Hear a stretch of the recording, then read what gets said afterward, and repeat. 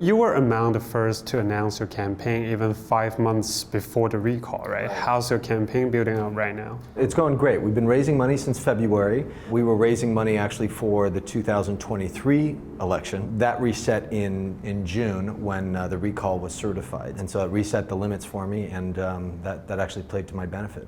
So maybe we can talk a little bit more about yourself and also your family. People are saying you're from a political dynasty.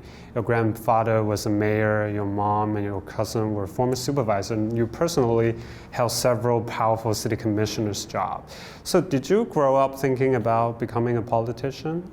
No, I've never thought of myself as a politician. I still don't think of myself as a politician. I'm very proud of the work that my family has done and public service. I don't do this for any selfish reasons. This is really about serving San Francisco, and that's why I jumped into this race. I got tired of seeing my city, our city, in the gloom that it is currently in. And the direction that the mayor was taking this city, the direction that Boudin had been taking this city through criminal justice reform, or his version of criminal justice reform, I didn't like the way that was going. It's critical that I stepped up because nobody else was doing it, and frankly, I love this city so much, and I have the ability, I have the qualifications. I also know the politics in San Francisco, and I know how to win this race. And when I become district attorney, I know how to change this city in a way that is positive and in a way that we all deserve. Mm-hmm. And talking about winning this race, do you think your name Alioto will help you in this race?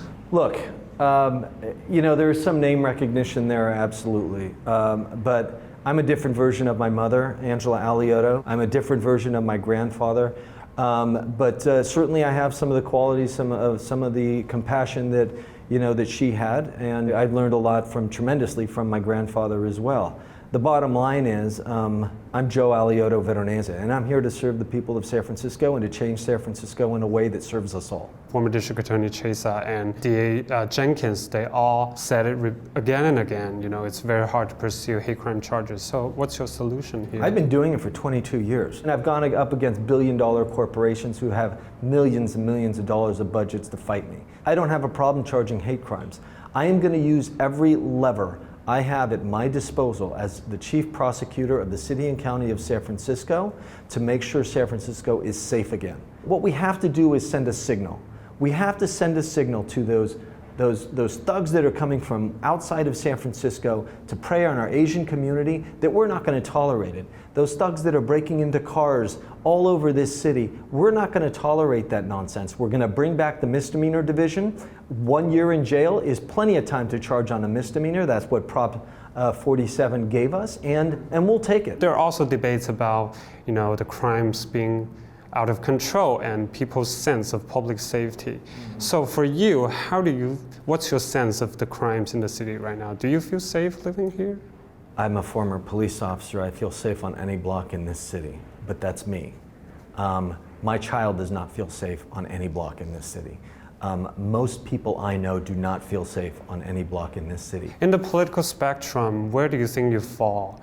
From, you know, a reformist to a tough on crime prosecutor? I am not left, I am not right. I don't believe in left and right. I think that on every issue, people have their opinions, and in some issues I am more progressive, and in other issues I'm not. What matters is doing right for the city and county of San Francisco and keep the people of San Francisco safe, and at the same time work day and night to make sure that we reform this criminal justice system that has been broken for years. Mm-hmm. It's been broken for many levels in that it discriminates against people of color, and as far as the way that we treat children in our criminal justice system, it could not be more broken. And people with addictions, all of that, it's broken. We need to fix it. Yeah, talking about people with drug addiction, and San Francisco apparently has a drug crisis. So in a recent interview with KTVU, you mentioned that on your day one of your job as DA, you will have a mass arrest of drug dealers, fentanyl drug dealers.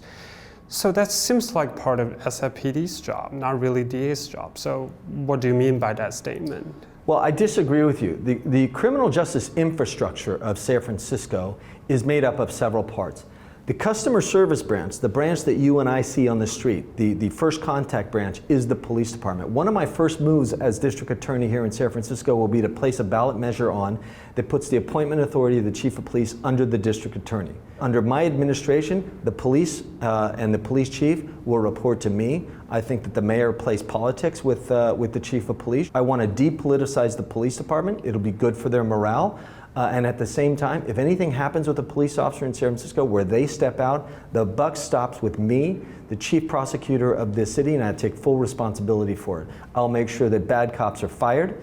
I will make sure that they are prosecuted, and I will make sure that we stick shoulder to shoulder with the cops that are doing the good job and are staying within their training. You've been questioning about DA Brooke Jenkins' independence, also her equity race. So I believe after the recall, you're also actively seeking the DA's appointment, right? That's right. What might be the biggest difference between you and her here as a DA? There's a huge difference between me and her. Brooke Jenkins is no Joe Alioto Veronese, let me tell you. I'm from San Francisco. I didn't move here in February. I don't have, I've never been hired by 3 nonprofits to work on a campaign to overthrow my old boss. I've never quit a job saying that I actually quit when in fact I was under investigation for withholding exculpatory evidence in a murder trial, right? What we're seeing is the Brooke Jenkins show, but by the time the election comes around, we're going to know who the real Brooke Jenkins is, and I can tell you this, San Francisco is going to have to make a choice. They're going to have to make a choice between the doom and gloom and the corruption that's at City Hall or a city that we all deserve, and that's the city that I plan on delivering.